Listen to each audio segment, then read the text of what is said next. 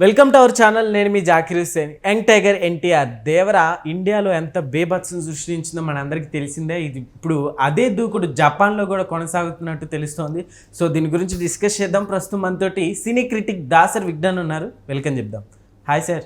అయితే జపాన్లో దేవరా రిలీజ్ అయ్యి ఇప్పటికీ బాక్స్ ఆఫీసులు బద్దలు కొడుతుందని చెప్తున్నారు. ఏం చెప్తారు?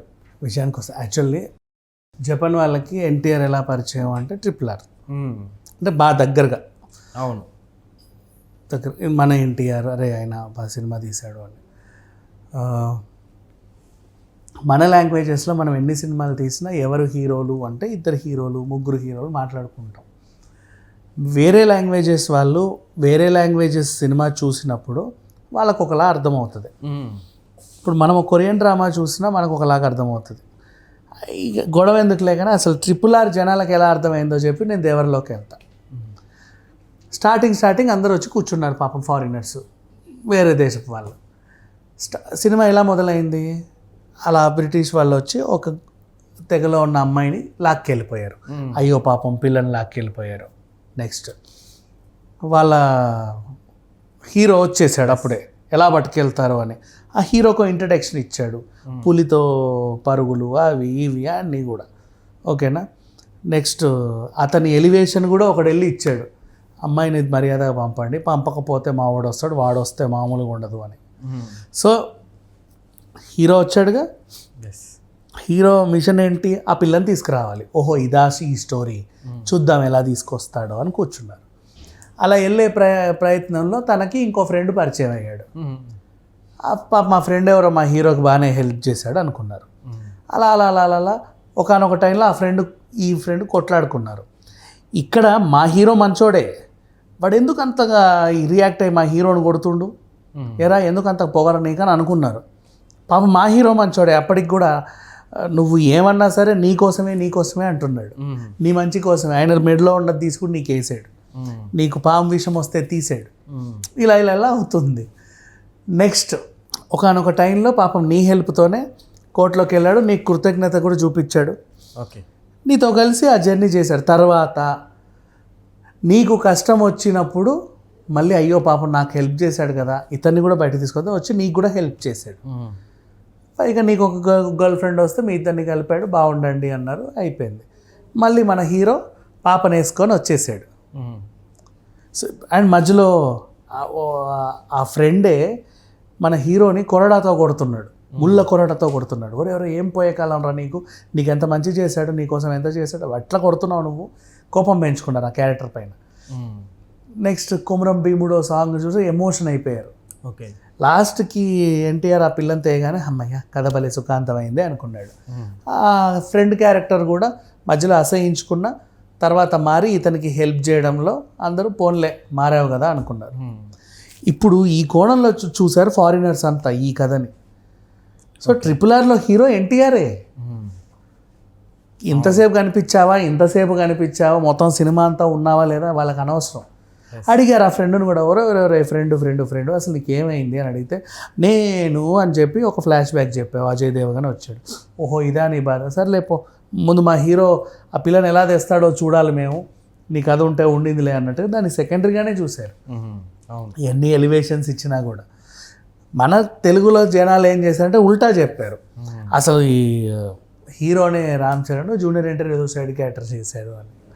This is what happened. అంటే మనల్ని కావాలని చేస్తారులే ఇట్లాంటివన్నీ, బట్ ప్రపంచం అంతా అలాగే చూసిందిగా.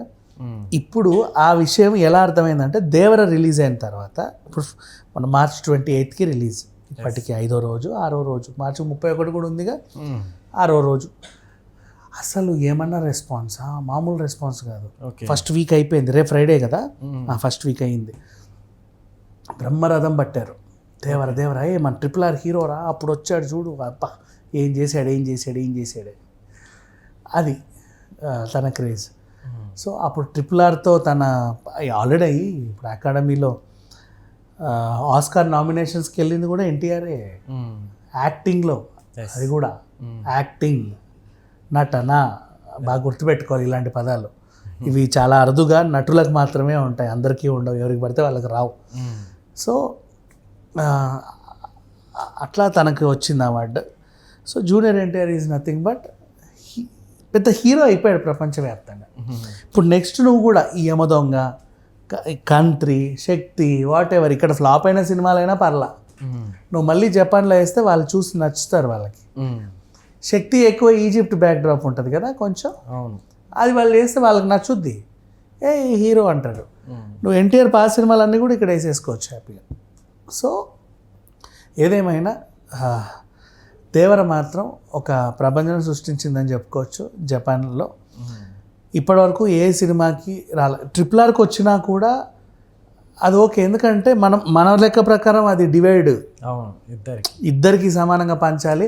పైగా ముగ్గురికి రాజమౌళి క్రేజ్ వల్ల కూడా కదా, అవును, రాజమౌళి కూడా హీరోనే, తెర వెనక హీరో, తనకు కూడా మార్కెట్ ఉంది. సో అట్లా RRR ముగ్గురికి పంచాలి. దాన్ని మించి దేవర దూసుకుపోతుందంటే ఎన్టీఆర్ సత్తా ఏంటో అర్థం చేసుకో. సో నెక్స్ట్ బన్నీ, పుష్ప వాళ్ళు కూడా ఒకసారి జపాన్లో ట్రై చేద్దాం అనుకుంటున్నారు. వాళ్ళ తలరాత ఎలా ఉంటుందో తెలియదు, వాళ్ళకు కూడా నచ్చుద్ది. ఎందుకంటే జపాన్ బ్యాక్డ్రాప్ ఉంది పుష్పలో, కలెక్షన్స్ పెరుగుతాయి. అంటే మంచి ఫ్రెండ్షిప్ ఉంది పుష్పకి ఆ జపాన్ పెద్ద ఆయనకి. సో అది కూడా హిట్ అవుతుందని అనుకుంటున్నా. ఓవరాల్గా చెప్పాలంటే దేవర సినిమా ఇక్కడే కాదు, ఇక్కడ ఆల్రెడీ 1000 కోట్లు కలెక్ట్ చేసింది. చాలామంది తక్కువ అది అంటారు, బట్ నో, ఇక్కడ ఎక్కువ కలెక్ట్ చేసింది. ఇప్పుడు మళ్ళీ జపాన్లో కూడా నన్ను అడిగితే 500 కోట్లు పెద్ద విషయం కాదు, అవలీలగా తీసేస్తుంది. ఓకే, ఎన్టీఆర్కి దక్కిన ఆదరణ ఇప్పుడు అల్లు అర్జున్కి కూడా వస్తుందంటారా నెక్స్ట్? 100% వస్తుంది. ఎందుకంటే నేను చెప్పా కదా, ఆదరణ మామూలుగా మన దగ్గర ఆదరణ హీరోలకు వస్తుందేమో కానీ, హీరో అనే పేరుకు ఉంటుందేమో కానీ, మిగతా రాష్ట్రాల్లో కానీ మిగతా దేశాల్లో నటుడికి ఉంటుంది గుర్తింపు. ఎన్టీఆర్ ఒక పరిపూర్ణమైన నటుడు, అలాగే బన్నీ కూడా, అల్లు అర్జున్ గారు కూడా ఒక పరిపూర్ణమైన నటుడు. కాబట్టి నటులకి ఈ దేశం ఆ దేశం అనే కాదు, ఏ దేశంలో అయినా సరే గుర్తింపు ఉంటుంది. నటులు కాబట్టి భాష రాకపోయినా వాళ్ళ మొహాలు చూసైనా సినిమాలు చూస్తారు. ఓకే, ఎందుకంటే కొంతమందికి ఇంగ్లీష్ రాకపోయినా ఇంగ్లీష్ సినిమాలు చూసినట్టు వాళ్ళ ఎక్స్ప్రెషన్స్తో వాళ్ళు చూసేస్తారు. అడిగితే స్టోరీ మొత్తం చెప్తారు ఏం జరిగిందో కూడా, తెలుసా? అలా బట్ వాళ్ళకి ఇంగ్లీష్ రాదు, they will see that movie. అంటే అక్కడ ఆ నటులు అంత గొప్పగా చేశారు, ఆ దర్శకుడు అంత గొప్పగా తీర్చిదిద్దాడు అనేది అర్థం. ఇక్కడ కూడా మన ఎన్టీఆర్ కానీ అల్లు అర్జున్ కానీ వాళ్ళ నటులు ఇది గుర్తుపెట్టుకో. సో నటులకి పరిమితులు అనేవి ఉండవు. ఎక్కడైనా సరే భాషా భేదం లేకుండా ఇంకో గ్రహంలో నువ్వు వేసిన గ్రహాంతర వాసులైనా చూసి వావు అంటారు, ప్రామిస్. ఓకే, సో ఇప్పుడు చూసుకుంటే ఎన్టీఆర్కి నిజంగా క్రేజ్ అంతున్నప్పటికి ఇప్పుడు పాత సినిమాలు ఇప్పుడు రిలీజ్ అయినవి ఉన్నాయి కదా మన ఎన్టీఆర్ ఇప్పుడు నటించినవి, నాన్నక ప్రేమతో, శక్తి, ఇలాంటివి, ఇవేమన్నా మళ్ళీ రిలీజ్ చేస్తారంటారు అక్కడ జపాన్లో? లేదు, అంటే వాళ్ళకి బడ్జెట్ ఉంటే స్తోమత ఉంటే చేసుకుంటారు ఆ ప్రొడ్యూసర్. అక్కడికి వెళ్ళి కూడా మళ్ళీ ఖర్చు కదా.